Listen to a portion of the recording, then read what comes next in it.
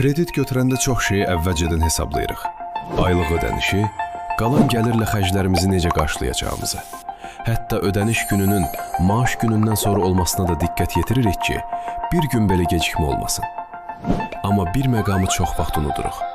Gəlir anidən dayanarsa, kredit necə ödəniləcək? İş yerinin bağlanması, ştat ixtisarı və ya sizdən asılı olmayan səbəblərlə məşğulluğun itirilməsi bütün planları bir anda dəyişə bilər. Məhz belə hallar üçün kreditin işsizlik sığortası nəzərdə tutulur.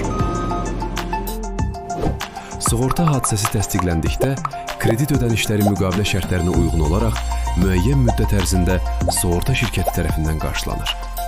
Bu borcun bağlanması deyil, çətin dövrdə nəfəs almaq imkanıdır. Məşğulluq bərpa edildikdən sonra isə ödənişlərə öz qrafikiniz üzrə davam edirsiniz. Kredit götürərkən gələcək riskləri indidən sığortalayın.